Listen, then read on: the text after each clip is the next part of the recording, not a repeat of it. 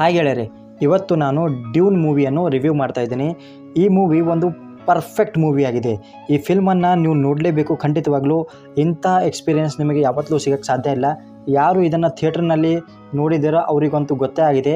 Already ತುಂಬಾ ಸಖತ್ತಾಗಿದೆ ಇದು ಫಿಲ್ಮು. ನೀವು ಈ ಫಿಲ್ಮನ್ನು ಸದ್ಯಕ್ಕೆ OTTನಲ್ಲಿ ನೋಡಬಹುದು, ಜಿಯೋ ಸಿನಿಮಾದಲ್ಲಿ.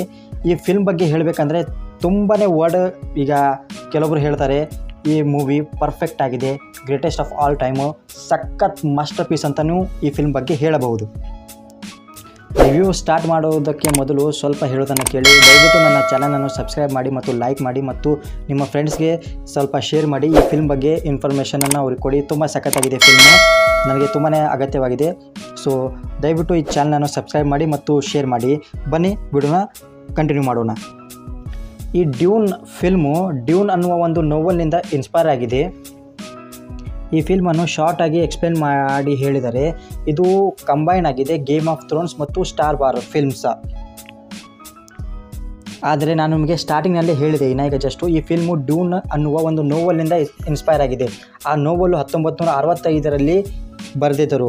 ಹಾಗಾಗಿ ಈ ಫಿಲ್ಮ್ನು ನೀವು ನೋಡಿದರೆ ನಿಮಗೆ ಮಿಕ್ಸ್ ಅಂತ ನೀವು ತಿಳ್ಕೊಬಾರ್ದು. ಯಾಕೆಂದರೆ ಈ ಫಿಲ್ಮ್ನಲ್ಲಿ ಕೆಲವೊಂದು ಸೀನ್ಸ್ ನಿಮಗೆ ಏನು ಅನ್ನಿಸುತ್ತೆ, ಇದು ಸ್ಟಾರ್ ವಾರಲ್ಲಿ ನಾನು ನೋಡಿದ್ದೀನಿ, ಗೇಮ್ ಆಫ್ ಥ್ರೋನ್ಸ್ನಲ್ಲಿ ನೋಡಿದ್ದೀನಿ ಅಂತ ನೀವು ತಿಳ್ಕೊಬಹುದು. ಈ ಫಿಲ್ಮ್ ಸ್ಟಾರ್ಟ್ ಆಗುತ್ತೆ 8,000 ವರ್ಷ ಆದ ಮೇಲೆ, ಅಂದರೆ 10,000 ವರ್ಷ ಸಮಯ ನಡೆದಾಗ ಆವಾಗ ಈ ಫಿಲ್ಮು ಸ್ಟಾರ್ಟ್ ಆಗುತ್ತೆ. ಆವಾಗ ಮನುಷ್ಯ ಇಷ್ಟು ದೊಡ್ಡದಾಗಿ ಬೆಳೆದಿರ್ತಾನೆ ಅಂದರೆ, ಈ ನಮ್ಮ ಗ್ರಹ ಬಿಟ್ಟು ಬೇರೆ ಎಲ್ಲ ಗ್ರಹಗಳನ್ನು ಅವನು ಕ್ಯಾಪ್ಚರ್ ಮಾಡಿ ಅಲ್ಲಿ ತನ್ನ ರಾಜ್ಯವನ್ನು ನಡೆಸಿರ್ತಾನೆ. ಉದಾಹರಣೆಗಾಗಿ ನಾನು ಹೇಳ್ಬೋದಾಗಿದ್ದರೆ, ಇದು ಒಂದು ಗೌರ್ಮೆಂಟು, ಅಲ್ಲಿ ಒಂದು ಗೌರ್ಮೆಂಟು, ಅದರ ಹೆಸರು ಇರುತ್ತೆ ಹೌಸ್ ಟ್ರೇಟಿಸ್. ತುಂಬಾ ಸ್ಟ್ರಾಂಗ್ ಇರುವ ಒಂದು ರಾಜ್ಯ ಆಗಿರುತ್ತದೆ. ಈ ಟ್ರೇಟಿಸ್ ಅನ್ನುವ ರಾಜ್ಯ ತುಂಬಾ ಪವರ್ಫುಲ್ ಆಗಿರುತ್ತದೆ. ಇದರಲ್ಲಿ ಇನ್ನೊಂದು ರಾಜ್ಯ ಇರುತ್ತದೆ, ಆ ರಾಜ್ಯದ ಹೆಸರು ಎಂಪರರ್ ಅಂತ. ಈ ಎರಡೂ ಪ್ಲ್ಯಾನೆಟ್ಟು ಒಂದಕ್ಕೊಂದು ಹೊಡೆದಾಡ್ತಾ ಇರತ್ತೆ. ಅಂದರೆ ಉದಾಹರಣೆಯಾಗಿ ಒಂದು ಎಕ್ಸಾಂಪಲ್ ಕೊಡ್ತೀನಿ. ಹೇಗೆ ನಮ್ಮ ಕೇಂದ್ರ ಸರ್ಕಾರ ಇದೆ ಮತ್ತು ಕೇಂದ್ರ ಸರ್ಕಾರದ ಕೆಳಗೆ ಹೇಗೆ ರಾಜ್ಯ ಸರ್ಕಾರಗಳಿವೆ, ಹಾಗೆ ಒಂದು ಪವರ್, ಎಲ್ಲರಿಗಿಂತ ಜಾಸ್ತಿ ಪವರ್ ಯಾರಿಗೆ ಬಂದಿದೆ ಅಂದರೆ ಈ ಟ್ರೇಟಿಸ್ ಅನ್ನುವ ಒಂದು ರಾಜ್ಯಕ್ಕೆ ಬಂದಿದೆ. ಅದಕ್ಕೋಸ್ಕರ ಅದು ತುಂಬಾ ಪವರ್ಫುಲ್ ಆಗಿದೆ. ಈ ಟ್ರೇಟಿಸ್ ಅನ್ನುವ ರಾಜ್ಯಕ್ಕೆ ಅಂದರೆ ಇವ್ರನ್ನ ಹೊಡೆದು ತಮ್ಮದ ರಾಜ್ಯವನ್ನು ಇನ್ನೂ ದೊಡ್ಡದು ಮಾಡೋದಕ್ಕೆ ಎಂಪರರ್ ರಾಜ್ಯದವರು ಏನು ಮಾಡ್ತಾರೆ ಅಂದರೆ, ಇನ್ನೊಂದು ರಾಜ್ಯದ ಹತ್ರ ಹೋಗ್ತಾರೆ. ಅವರು ಇಬ್ಬರು ಸೇರಿ ಈ ಟ್ರೇಟಿಸ್ ಅನ್ನುವ ರಾಜ್ಯದ ಮೇಲೆ ಅಟ್ಯಾಕ್ ಮಾಡ್ತಾರೆ. ಈ ಅಟ್ಯಾಕ್ ಎಲ್ಲಿ ಆಗುತ್ತೆ ಅಂದರೆ ಎರಾಕಿಸ್ ಅನ್ನುವ ಒಂದು ಪ್ಲ್ಯಾನೆಟ್ ಇರುತ್ತದೆ. ಇಷ್ಟು ಈ ಮೂವಿಯ ಬಗ್ಗೆ ಒಂದು ಬೇಸಿಕ್ ಇನ್ಫಾರ್ಮೇಷನ್. ಇಷ್ಟು ಬೇಸಿಕ್ ಇನ್ಫಾರ್ಮೇಷನ್ನ ನೀವು ನಿಮ್ಮ ತಲೆಯಲ್ಲಿ ಇಟ್ಟುಕೊಂಡೇ ಈ ಫಿಲ್ಮನ್ನು ನೀವು ನೋಡಬೇಕು. ಈ ಎರಾಕಿಸ್ ಅನ್ನುವ ಪ್ಲ್ಯಾನೆಟ್ನಲ್ಲಿ ಒಂದು ಖನಿಜ ಇರುತ್ತದೆ. ಆ ಖನಿಜದ ಹೆಸರು ಇವರು ಇಟ್ಟಿದ್ದಾರೆ ಸ್ಪೈಸ್ ಅಂತ.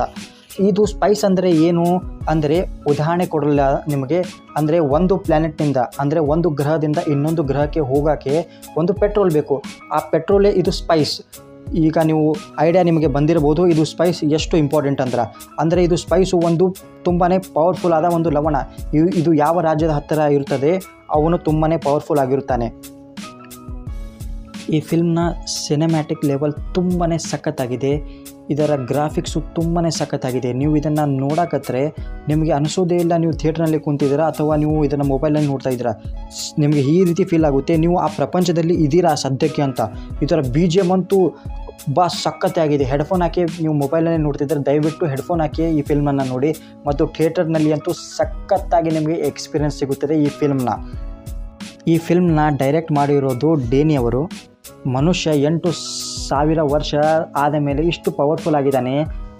ಕೋಟಿ ಕಿಲೋಮೀಟರ್ ಗಟ್ಟಲೆ ಟ್ರಾವೆಲ್ ಮಾಡಿ ಎಲ್ಲ ಗ್ರಹಗಳನ್ನು ತನ್ನ ವಶಕ್ಕೆ ಪಡೆದುಕೊಂಡು ಅಲ್ಲಿ ರಾಜ ಮಾಡ್ತಾ ಇದ್ದಾನೆ.